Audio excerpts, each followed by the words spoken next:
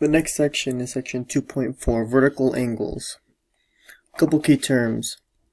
Vertical angles are pairs of opposite angles formed by intersecting lines.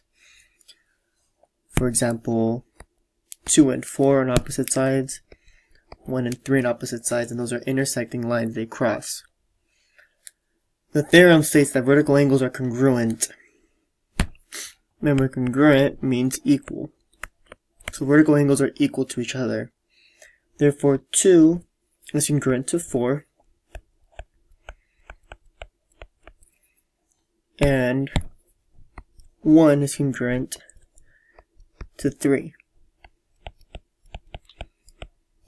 So we're going to use that rule to kind of help us solve these problems down here. But we can't forget about the past rules. For example, 4 and 3 are linear pairs, meaning they add up to 180. So an example of a linear pair is angle 4 plus angle 3 equals 180. Now that can be true for any of these. 3, 4, 2, 3, 1, 2, and 1, 4.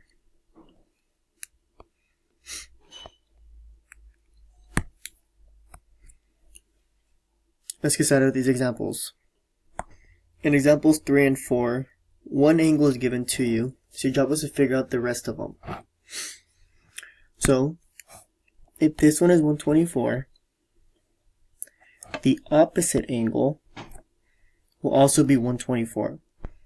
So, angle 2 equals 124 degrees. Now, if that's 124, these two here have to equal 180 degrees. So 180 minus 124 is 56. Therefore, angle 3 equals 56 degrees. And because of vertical angles, we know that 1 is also the same as 3. Therefore, angle 1 equals 56 degrees.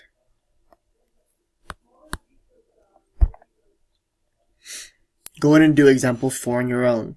Figure out angle 1, 2, and 3.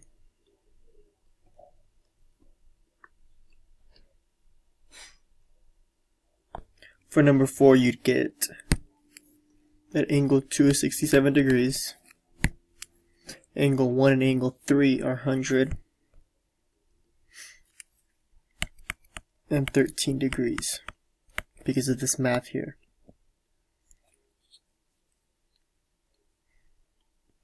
Number 5 now has a 5 through 8 now has a solve for variables using vertical angles or linear pair rules.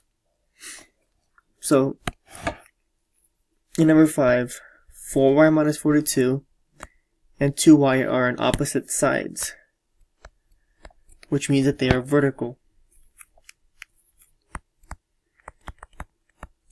And vertical, we know, are congruent, which means you put them equal to each other. So we get 4y minus 42 equals 2y. And now we solve. We want variables on one side and constants on the other. Because the blue is by itself here, I'm going to move this green one to the other side.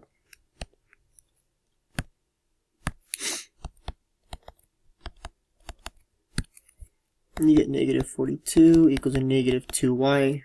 And so you divide by negative 2 to give you that y equals 21.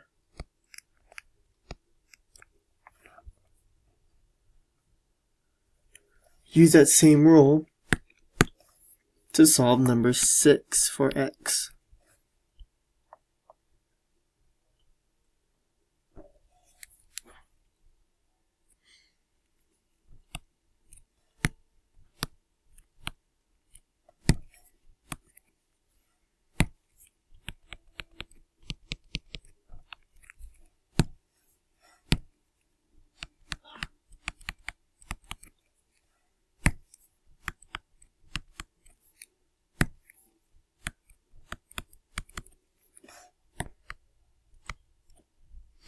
you get that x equals 58.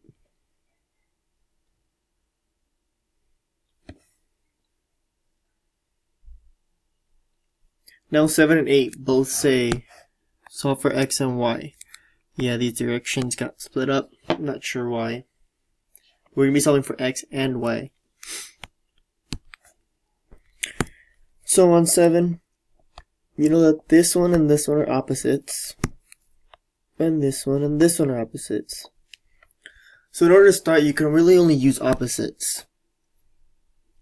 I'm going to start by saying that these two are vertical and congruent. So I'm going to say that y plus 23 has to equal 63. So I'm going to solve.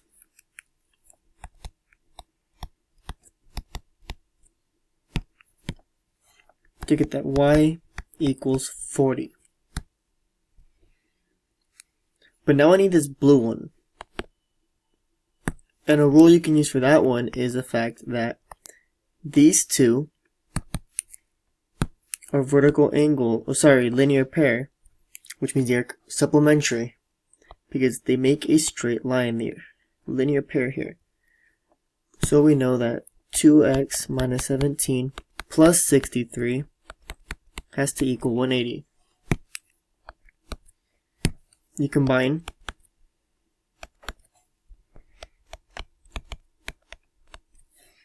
Subtract.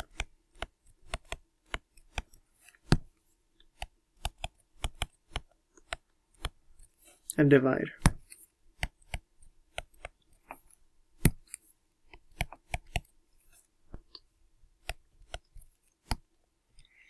So here are your two answers. Now on 8, you know that these are opposites and these are opposites. You can't start with these two. And once again, I said you can't. Because this has an x and this one has a y. So two different variables won't help you. Which means I will start with these two here. Knowing that they are vertical, I'm going to put them equal to each other.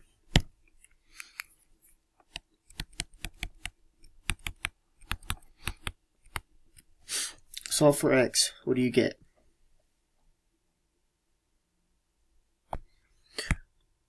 So you get that x was 38, but now we need to use that information to help us find what these angles actually equal. So I plug in 38 here. You get 2 times 38 plus 5, which becomes 81. And let's just make sure that it works the same by plugging in down here. 3 times 38 minus 33. And that also equals 81 degrees. So to clean it up, this is 81, this one's 81. So now you can use these two to solve for y. So I get 4y minus 1 plus 81 has to equal 180 because once again, these make a linear pair. Go ahead and solve for y. You should get that y equals 25.